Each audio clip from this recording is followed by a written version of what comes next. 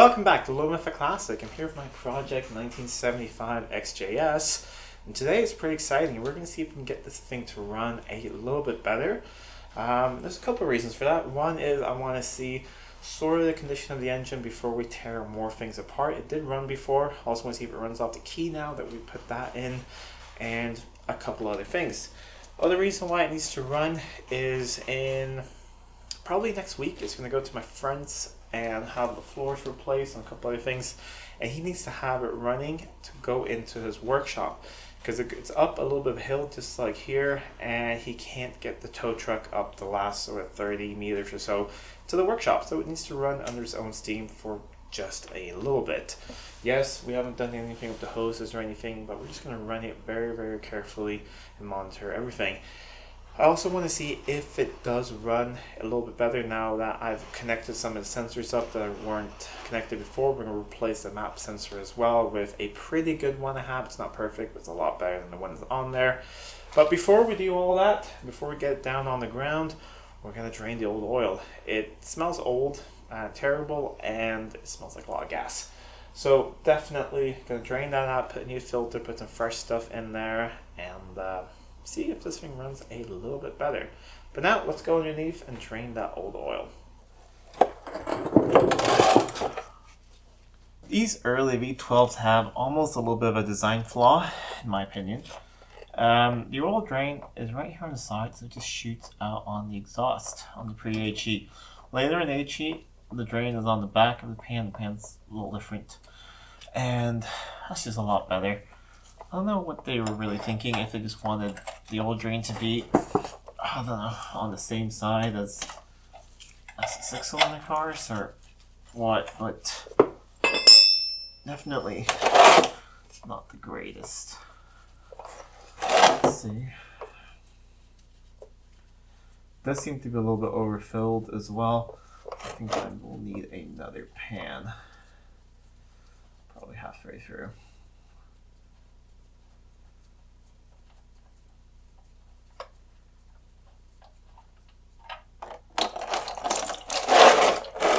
That's really thin stuff.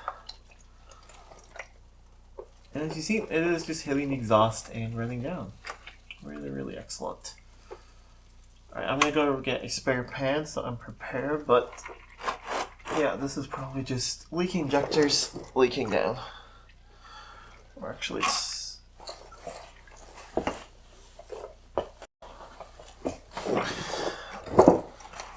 let's...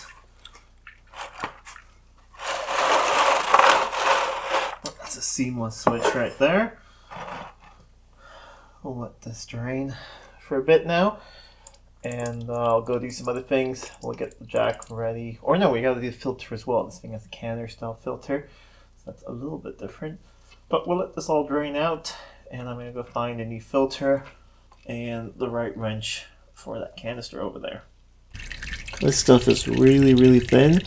Smells a lot of gasoline as well, so either we have some leaking injectors and it's been leaking down while it's been sitting, or it was running very rich with that map sensor disconnected, so maybe that's it, or just running rich overall with faulty fuel pressure regulators, but definitely very fuely, so it's a good thing we're changing this.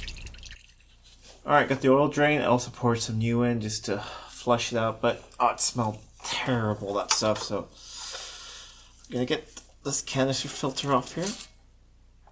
Okay, that is really stuck. Let's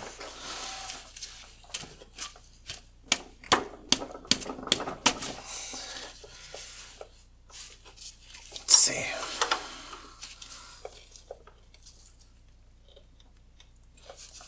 Come on.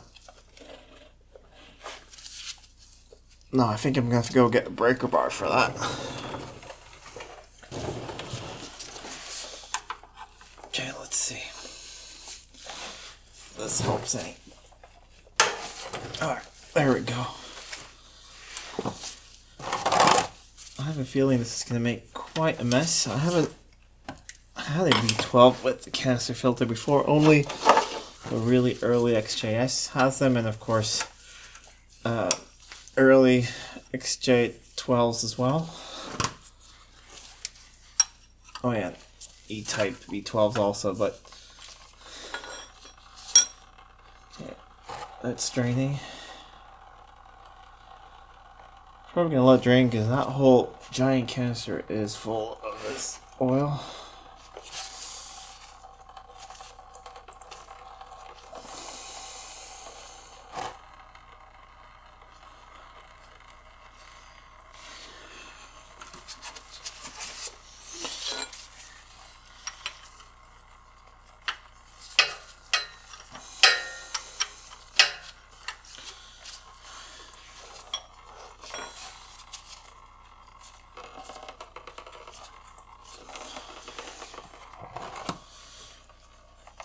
I really do wish there was a way for you guys to smell just how terrible this old oil smells. I can't wait to just get rid of it, and then I think I want to air out the workshop because it's giving me a headache. I think it's because there is actually probably a lot of gas in it, and that's what's making it smell so bad. The whole thing should be loose now.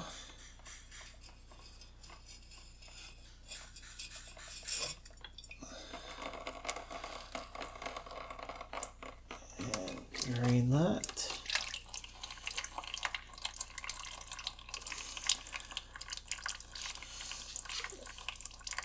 Yeah, I could take that to the workbench, clean that off, but it's really just, if you can see, it's just a big metal canister. And then there should be an O-ring up top. And the filter, let's see if we can just pull that filter out. So very soft. Let's see if there is. Yeah, there is no ring up there. I have to get a little pick tool to get that out, but looks pretty nice and clean. I'm gonna take this over to the workbench, just clean it off, get a new filter, get a new O-ring on there, put it all back together, and then we're ready to pour in some new oil. Alright, I have put the filter back on. I tried actually pre-filling it a bit, that worked pretty well, so hopefully it should build oil pressure pretty quickly. I have also filled the engine with oil. See this thing here? Big shout out and thanks to the channel Camp Chaos Chronicles, and I believe it was the latest video. He gave me this tech tip, which if you haven't followed that channel, great channel for V12 stuff. And it's always an issue filling these things with oil because the timing chain is here, so there's a very narrow slot you can get funneled down. It takes forever to fill 10 liters. But he said that a lot of oil jugs have the same thread as down here. So I went through some of the empty ones I had. This one had the same thread, cut it off, and now I have a funnel you can pour really quickly. I was able to pour 10 liters of oil in here in probably less than a minute. So really good tech tip. Just, you know, screws into the threads here. Works very well. Speaking of oil, I have not used the oil I usually use, which is castor oil classic 20W50. That's because I've used what I like to call the flushing oil. You've probably seen a couple of previous videos when I've had a car with dirty oil in it. I like to use just a cheap oil to flush things out. And what I can get cheaply here is a little bit of thinner oil, which is also good for this sort of flushing thing out. It's a 10W30 mineral oil that I can get about 10 liters for about 45 bucks. So that's really good. And the reason I'm doing that here is because one, I want to flush anything out of the engine, get that old stuff out, and also I want to, I don't want to put 120 bucks worth of oil in it in case, I realize there's a lot of things wrong with this thing and we're taking it apart anyways.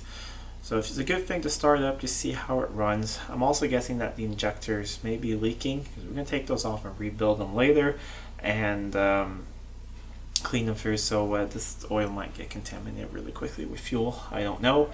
And really we're just using it to run it in and out of my workshop into my friend's workshop and the other way around back here. And then once it's back here again, it may have run a total of 100 meters and doing all of that, and that's a big estimate, over probably less than that, before we tear all of this apart. So I need to do a couple things The plugs are still out of it. I'm going to put the plugs back in. It's going to take a while. While they were out, I soaked those 2 cylinders that had a little bit lower compression with ATF for about 2 weeks, and just, you know, bumped the starter every now and then, just a little bit. And then I took my vacuum extractor, sucked out what the oil was left in there, because the pistons, you know, have the combustion chamber in the piston, so a little bit's going to sit down there. Emptied that out, blew them out, and got another compression reading, and it's gone up quite a bit. It's actually higher than the other ones now. It's about 150, 160 psi. So I think that just putting this thing back together, getting it running right, the rings are going to come back to life, and we should have good compression on this engine. Otherwise, we can try some things like Marvel Mystery Oil. I've never tried that, but I've heard some great things about it. So there's lots of things we can try if we find out that after this thing is up and running that we still have a little bit uneven compression on some things. We'll try some things, but I think it just needs to get really run. Speaking of that, I will put everything back together so we can get this thing running, and there's a couple of things to fix, but I'll do all of that, and then we'll see if this thing fires into life. Got all the plugs and leads back on it. Next thing I want to do is, if you remember, the map sensor over here was leaking and actually plugged on the car. So I have this one. It's not perfect. It's one that came in my XJ12 when I got it. I actually drove the car 3 years with this one because I couldn't get a hold of a better one, and they weren't remaking them at the time or restoring them. So this one, it isn't perfect. It leaks a tiny bit, but as you can hear, it still holds a vacuum. It's just on the perimeters of not being a good one. So we're just going to, I'm just going to connect it up here and lay it where the other one is and try and get the wiring to work. Someone's been in here. I think 2 of the cables have been off in the past and they've soldered them on. Looks to be done well, but I'm going to go back at some point and probably redo it, see if I can get a new connector maybe, or at least a new boot for the connector to make it look nice. But okay, that plugged in nicely. Now we just have to plug this in over here. Remember, I cut the hose to remove the steel ball that was in there.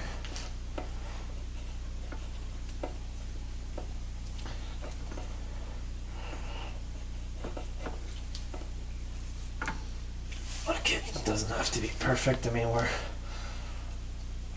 just want to see if this thing will run again, and hopefully run a little bit better than before. You may have noticed I've removed the air cleaners, and that's for a couple of reasons. One, I'll start up without it in case it backfires. I don't want it to blow these things off or anything. And also, I looked at the air filters, and the glue that's holding the paper in place has started to let go, so it's a good thing I removed them. They haven't disintegrated yet, but it's just a matter of time. But what you need to do is, if you have the air cleaner off, you want to start the engine, you still need to plug in the intake air temp sensor, otherwise you will be running a little bit rich. And I think we're going to be running rich anyways, because I think that the fuel pressure regulators are probably bad, or even if they aren't, my experience is that when the engine's been sitting for this long, it just takes a couple hours of running and they will be bad. So I'm going to order up some new ones when we redo the whole fuel system. But now we are pretty ready to go. Before we hook up the battery, I thought we'd add some fresh fuel. If you remember, when I drove it in here, it actually ran out of fuel. I did pour in a couple of liters of something I have laying around at home just to move it a couple more meters into the workshop. But I picked up some fresh gas here. I'm not going to pour all of it in, but maybe 5 liters or so should be enough.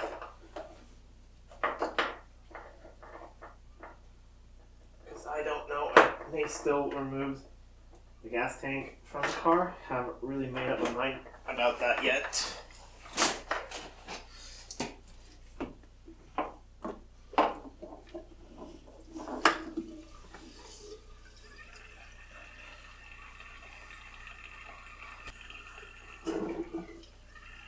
Okay, that should enough.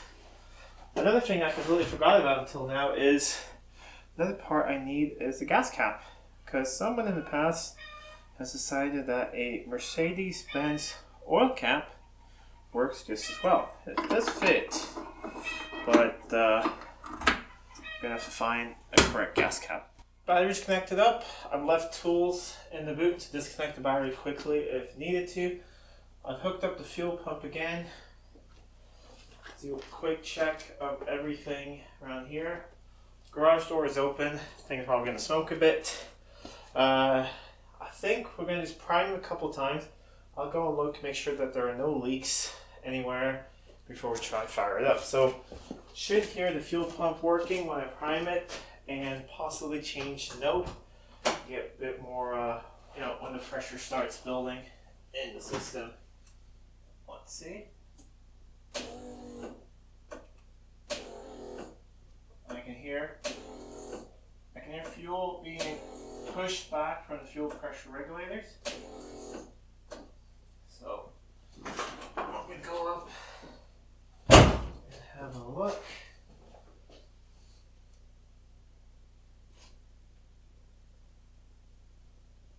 I'm just going to actually get a light to double check.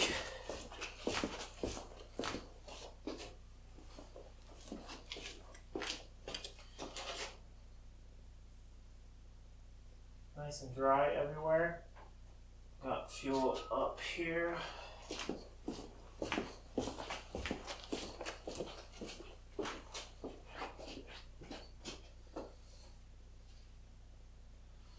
Alright, nice and dry here as well. So, I think that's the moment. Let's see if it fires up. If it does, I think I'm going to shut it down pretty quickly, just to check things out. Also, it depends on how much it smokes up in the workshop. In either way, I'm not going to, I'll probably run it one more time, but I'm not going to run it for very long, just because the way it sits in the workshop. I'm going to wait until I'm going to move it out of here in a week or so. But all I want to know is, does it build oil pressure? Does all that work? Does the engine sound healthy? Because next time I'll run it, I'm not going to have any instruments, because the whole dash and everything will be out of it. So, fingers crossed, it fires into life and sounds healthy.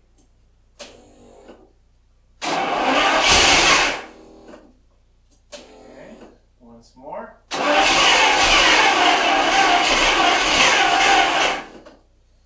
Okay, maybe I'm going to reach in and give it a little bit of throttle.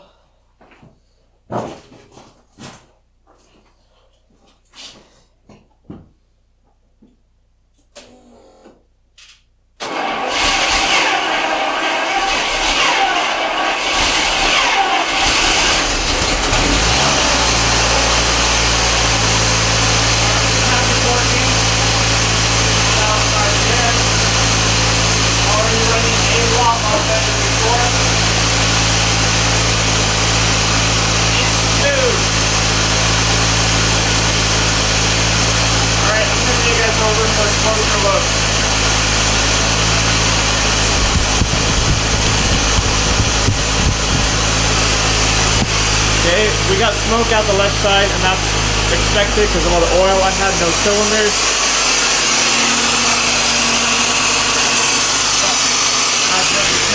Let's check. Forgot to check the oil pressure actually. That's a good thing to check. Alright, we got something showing between around 3 there, so we have really thin oil in there, so that is pretty decent. And these gauges are notoriously unreliable.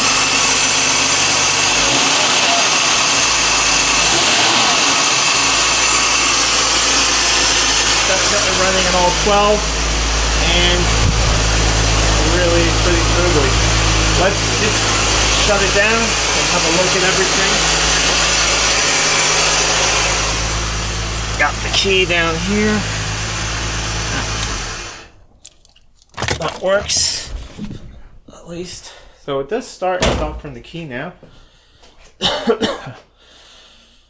And got a little bit of smoke back here. I expect I spilled some when I did all the ATF and things like that. But it's building oil pressure and actually running pretty well.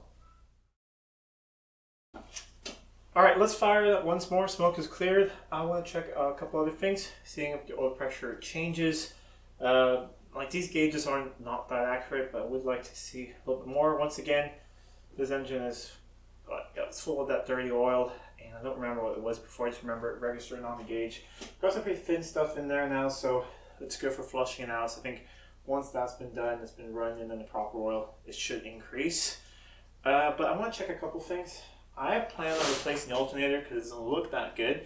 But I just want to see if it works. It works. So we'll get a multimeter, see if it's charging, and yeah, just check a couple of other things. But let's see if it fires up again.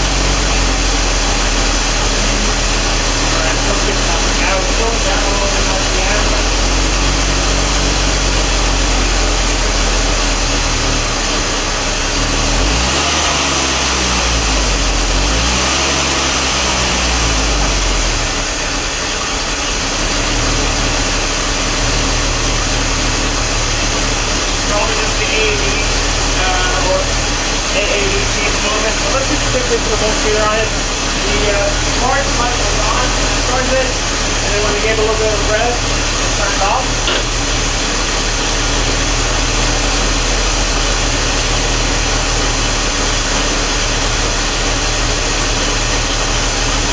.2, so that is actually working and charging.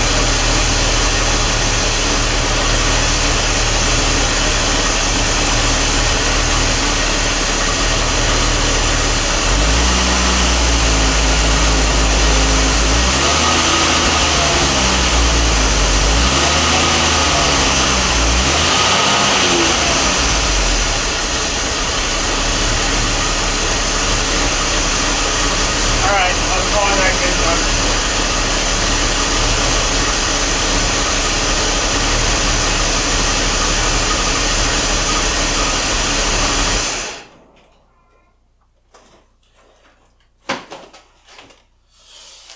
Okay, so let the smoke clear. I'm going to go outside for a bit, and then I'll let you know what my theory is of why it went down a little bit RPM there, because I think I know what's going on. Alright, I've disconnected the battery, turned the fan on. That's the good thing about having a new heater. I can sort of blow the air out, so my eyes don't really sting anymore, so I can be in here.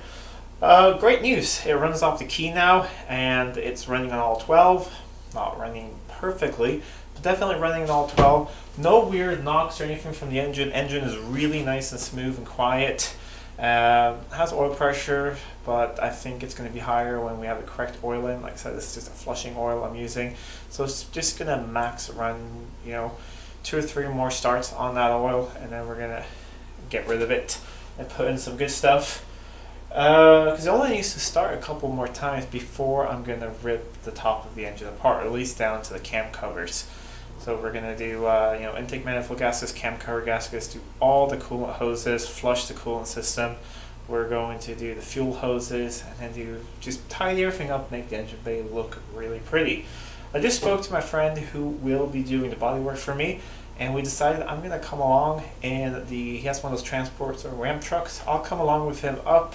It's about 2 hours from here, and then I'll take the train back when he picks up the car. Also, because I sort of want to drive it into the workshop over there, because if it doesn't want to start over there, I can definitely help out and get this thing running. It only needs to go about 20 meters, he says now, into the workshop, so that's not far at all. And then I thought it'd be fun to have him walk around the car with me, and we can film this, and I want to see what a professional body guy thinks of the car and what we're going to do. But we have decided I'm going to remove the front and rear screen. Front screen, the seals are really perished, and they're pretty perished in the rear as well, because if you remember correctly, we have bad paint here, we have a crack in the roof in the paint, and we got some bad stuff here around the windows. So we decided to paint around the front window, the roof, and the flying buttresses, and this part here. That of the car will be repainted, and then the rest I'm going to keep for now because I think the rest of the paint is pretty good, can be polished up. It's just this part that doesn't look that nice.